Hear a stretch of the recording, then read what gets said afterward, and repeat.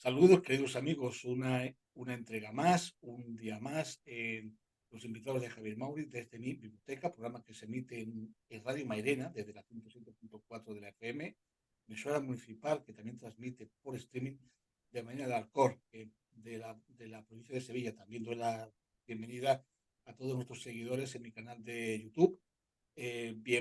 Bienvenidos, y hoy vamos a abordar un tema de rabiosa actualidad, como es el tema de la amnistía. Para ello contamos con una persona amiga de esta sección, de este programa, Antonio María Caballero Sánchez, jurista fiscal de la Audiencia Provincial de Sevilla, entre otras muchísimas cosas, muchísimos años de experiencia jurídica, muchas décadas. Antonio María, muchas gracias por estar aquí y bienvenido. Pues muchísimas gracias. Antonio, para empezar, ¿qué diferencias hay? Porque no es lo mismo entre amnistía e indulto. Primero, recordar que hablo en nombre propio y como vicepresidente inter iuris. No soy persona que pueda trasladar la opinión naturalmente de la institución para la que trabajo. Dicho esto, sí que hay una diferencia muy importante. El indulto es una medida de gracia otorgada normalmente al gobierno, es decir, al Poder Ejecutivo, al objeto de evitar el cumplimiento de una pena impuesta. Es decir, que a la persona que se le indulta previamente ha tenido que ser juzgada, ha tenido que ser condenada porque la ampara el derecho fundamental, la presunción de inocencia, y por razones de utilidad social o bien por razones personales como de rehabilitación personal, estima el Estado de que no es necesario el cumplimiento efectivo de la pena que le haya sido impuesta.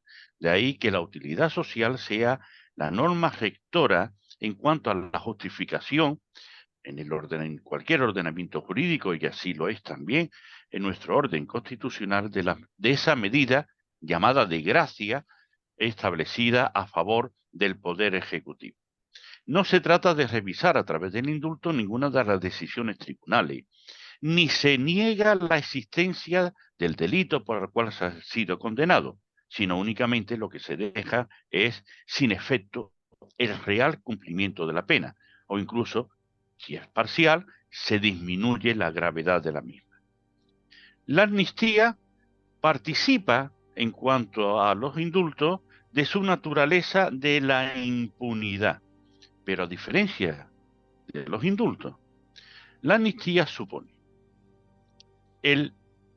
la falta de ejercicio del derecho a castigar por parte de los estados, de los sujetos en el derecho internacional, pero de tal manera que considera que junto a ese instrumento de falta de ejercicio de ese derecho a castigar por una infracción al ordenamiento jurídico penal, se hace la ficción jurídica legal de que el hecho o no ha existido o nunca debió ser perseguido. Y esa es la gran diferencia. El indulto opera tras una declaración de responsabilidad. La amnistía opera antes. Se niega incluso de que el poder que pueda reprender la conducta considere esa conducta como antijurídica, como contraria al ordenamiento jurídico. Efectivamente, así es la Constitución, que muchas veces olvidamos, aunque muchos apelamos a ella, que la Constitución no es ningún reglamento interno. No es una Constitución eh, eh, como pueda ser, por ejemplo, el ordenamiento jurídico inglés, por ejemplo, o el norteamericano, que ni siquiera hay Constitución. Es un, es un decálogo de derechos, deberes generales. Y el indulto, según he estado viendo yo, Antonio, se recoge muy claramente en el artículo 62, el indulto particular, pero en la Constitución, y ya vamos a ir entrando en materia, se recoge de alguna manera o por algún articulado, o da a entender que la amnistía es posible. Vamos a analizar de forma más objetiva los términos, sobre todo ya cuando conocemos la propuesta de la ley orgánica de amnistía que ha sido presentada y sobre todo los numerosos folios en el que se esfuerza a hablar de la constitucionalidad de la misma. Hay que partir de la base de lo que supone toda norma constitucional, es decir, norma fundamental de la convivencia.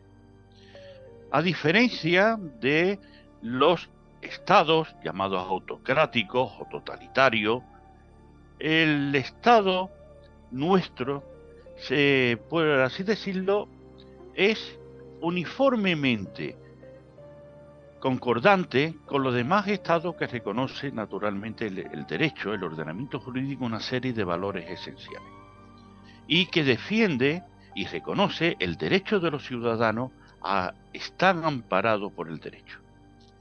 Vamos primero a lo que dice ese artículo primero de la Constitución. Hemos oído de que la soberanía nacional emana del pueblo y del pueblo es el que emana todos los poderes del Estado. La división tradicional de los poderes entre ejecutivo, legislativo y judicial. Es cierto, eso está en el párrafo segundo del artículo primero de nuestro texto constitucional. La soberanía nacional reside en el pueblo del que emana todos los poderes del Estado. Pero tenemos que darle un vistazo a lo que dice el párrafo anterior, el artículo 1, número primero, que es como se inicia el texto articulado de la Constitución. España se constituye en un Estado social y democrático de derecho. Y sigue, que propugna como valores superiores del ordenamiento jurídico la libertad, la seguridad, la justicia y el pluralismo político. Es decir, no es una mera suma o reposo del principio estrictamente democrático de mayoría, sino que todo poder que se realice tiene que estar inspirado por estos valores esenciales, que es el que constituye la esencia del Estado.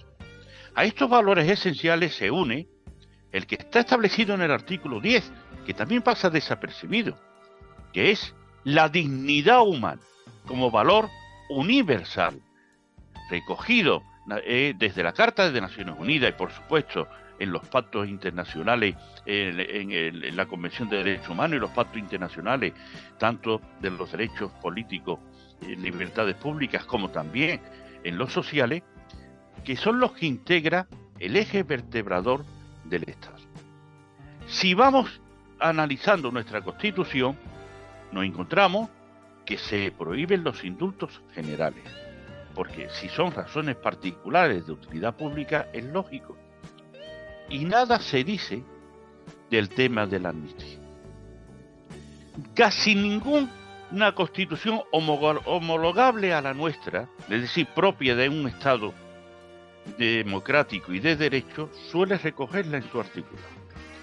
Son escasísimos los supuestos en el que se recoge, lo cual no significa que no se haya aplicado, sobre todo para resolver conflictos normalmente armados.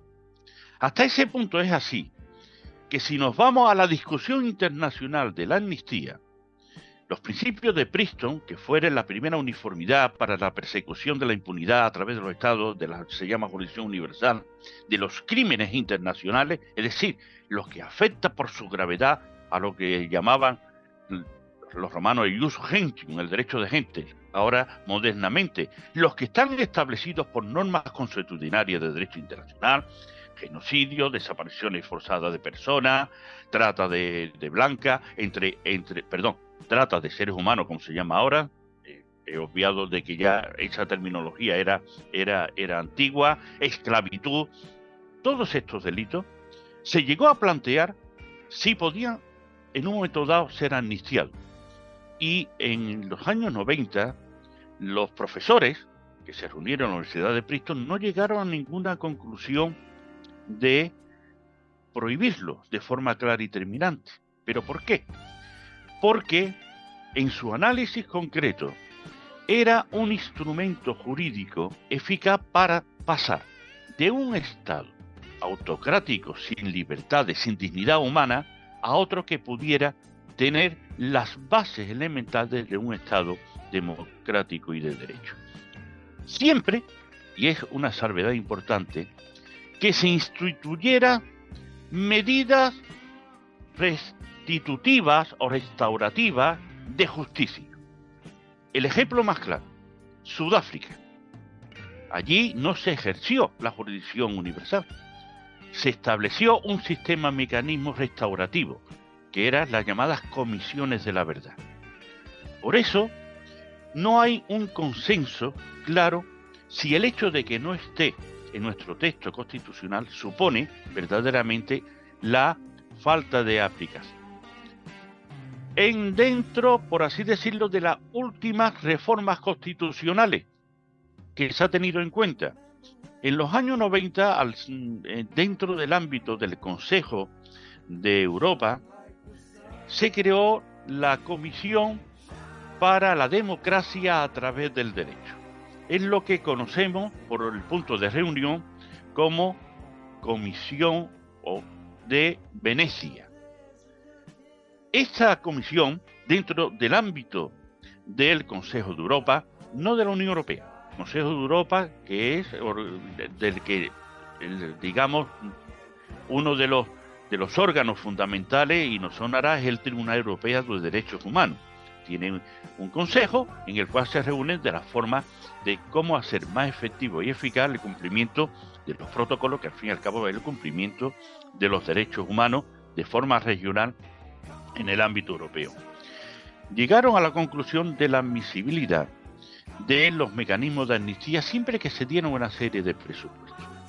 El presupuesto era precisamente resolver conflictos para la evolución hacia un Estado democrático y dentro de una serie de, digamos, parámetros en cuanto a su concreción, su limitación temporoespacial, su determinación de los delitos, la exclusión de delitos que fueran excesivamente graves o gravosos y sobre todo la necesidad de que estuviera apoyado socialmente por una gran mayoría. ¿Pero por qué surge esto? surge fundamentalmente porque estamos hablando que es cuando cae el telón de acero.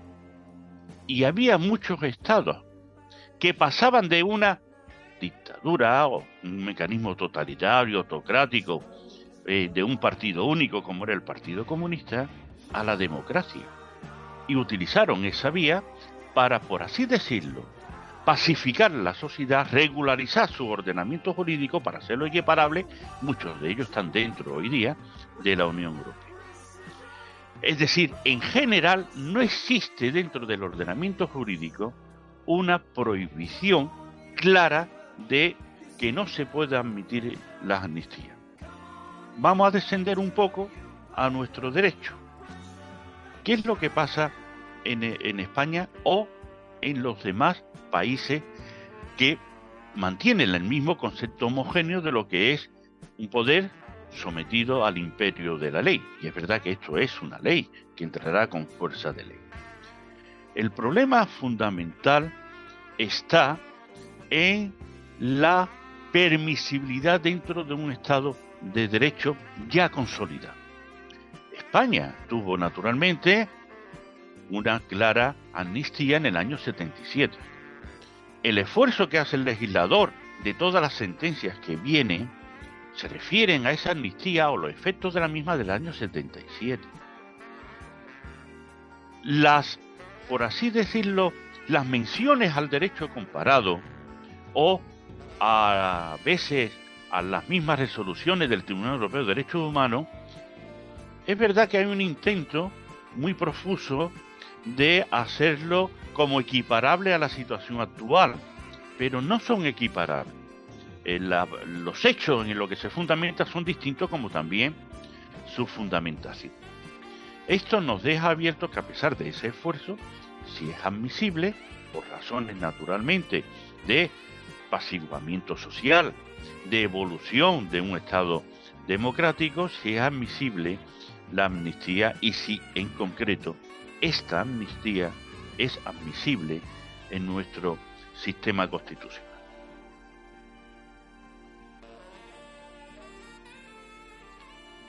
Perdona, Javier, no te escucho. Ahora sí, ahora sí. Por lo que nos está contando Antonio, podemos deducir que en nuestro país no es aplicable o no tendría mucho sentido aplicar una amnistía porque no partimos de los presupuestos que los mecanismos internacionales decidieron, porque lo que supone una amnistía es cuando tratar de facilitar el paso de una estructura política autoritaria a una democrática. Lo que pasa es que en nuestro país ese no es el caso, por eso quizás no sea los mismos presupuestos que la amnistía del año 77. Eso nos ha quedado claro, pero en el caso de que se apruebe la ley de amnistía, que el delito no ha ocurrido y si ha ocurrido no era perseguible, ¿qué consecuencias va a traer esto para nuestro sistema judicial? Si es que va a tener alguna. Lo tiene y bastante. La amnistía, dentro como instrumento jurídico, es una norma jurídica catalogada de naturaleza singular, eso es cierto, y no solo de naturaleza singular, sino de carácter excepcional. Es decir, para que tenga una clara justificación en el ordenamiento jurídico, la misma tiene que tener no solamente un consenso social amplio en su aplicación, sino también determinar muy claramente cuáles son las razones de utilidad o necesidad en su aprobación.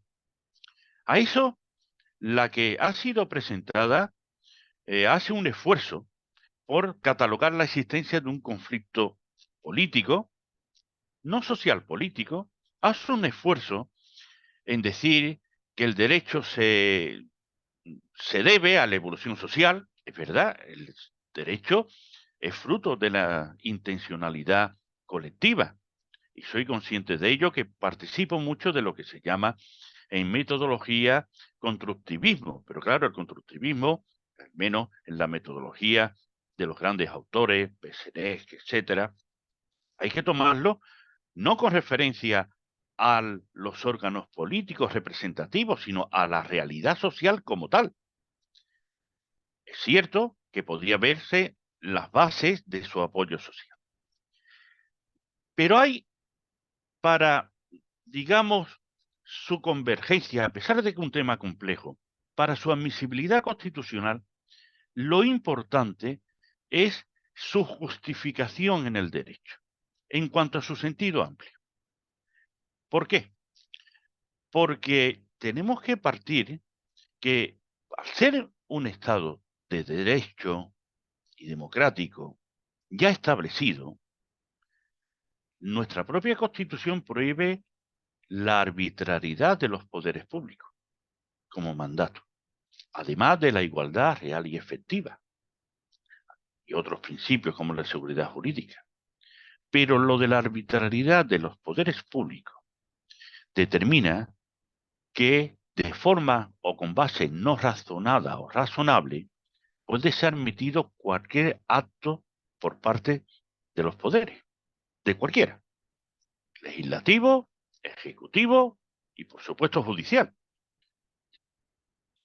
¿Qué consecuencias tiene nuestro ordenamiento jurídico? ¿Hasta qué punto nuestro legislador, nuestro ordenamiento jurídico no contempla la amnistía de que nuestro Código Penal, que es de 1995, esto no se puede decir que es la Ley de Enjuiciamiento Criminal, cuya redacción primigenia es de 1882, no contempla como medida o forma de extinción de la responsabilidad criminal la amnistía? Sí contempla el indulto, pero no la amnistía.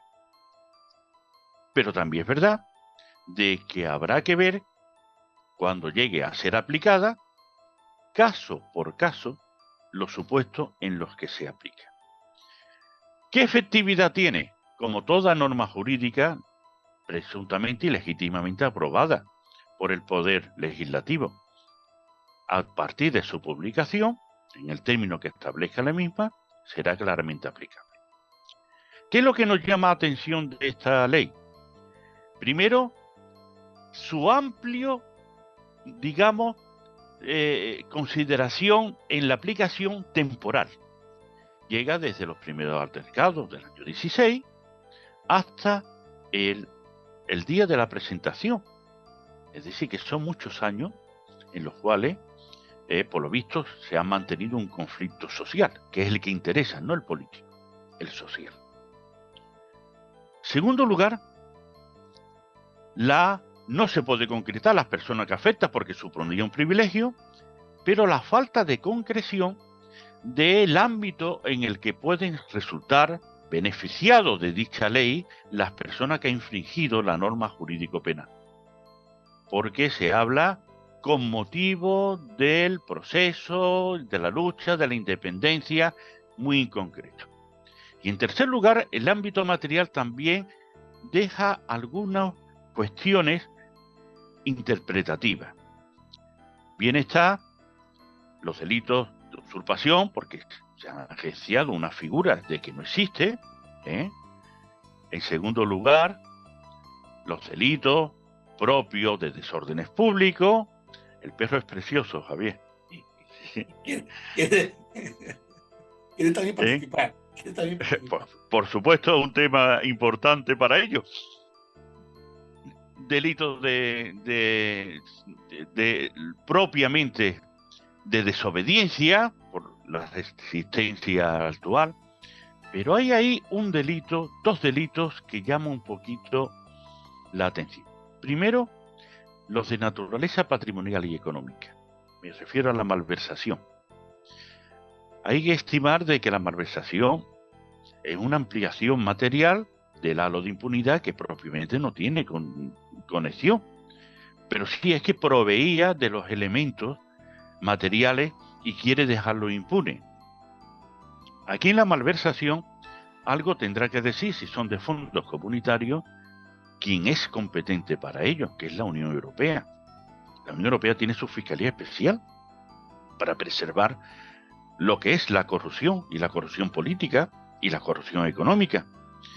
y es competencia de ellos. Es competencia de ellos porque así, con la cesión de los tratados fundacionales, el TUE, el Tratado de la Unión Europea, y el TEJUE, el Tratado de Funcionamiento de la Unión Europea, lo hace el Estado como normas de derecho internacional, tiene una aplicación infraconstitucional por debajo de la Constitución, pero supralegal por encima de cualquier ley del Estado. Y además hay que tener en cuenta que el derecho comunitario, porque así lo dispone un texto, es una declaración que se unió al tratado y fue aceptada por todos, tiene la primacía en su aplicación dentro del ámbito de sus competencias. Con lo cual, algunos aspectos de esta ley podría ser elevado por los tribunales a la hora de la aplicación, que son los que lo tienen que aplicar, al órgano del prejudicial del Tribunal Europeo de Justicia de la Unión Europea. Al resto hay que aplicarla. No hay más remedio que aplicarla. Es una norma publicada, legal, y guste o no guste, hasta que no haya una declaración de inconstitucionalidad de la misma, pues la norma debe de ser aplicada. ¿Qué efectos tiene esa aplicación? Son inmediatos.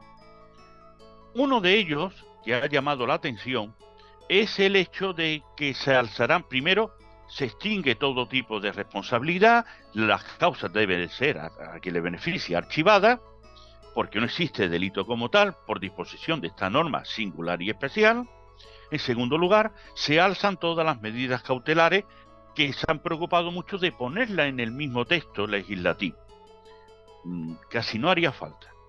Algunos piensan de que ese exceso imposibilita la suspensión de los mecanismos de intentar la aplicación directa de la ley, aunque exista para algunos riesgo de que la misma no sea conforme a la Constitución. La verdad es que este mecanismo incide poco, porque si fuera mecanismo para agravar la situación del reo, por ejemplo, como sucedió en los tribunales cuando de forma clara había dudas sobre la constitucionalidad de la ley de protección integral en cuanto que se gravaba más la misma conducta realizada por varones que realizada por mujeres, está claro de que era una agravación y por eso se suspendió el curso antes de la aplicación de la ley.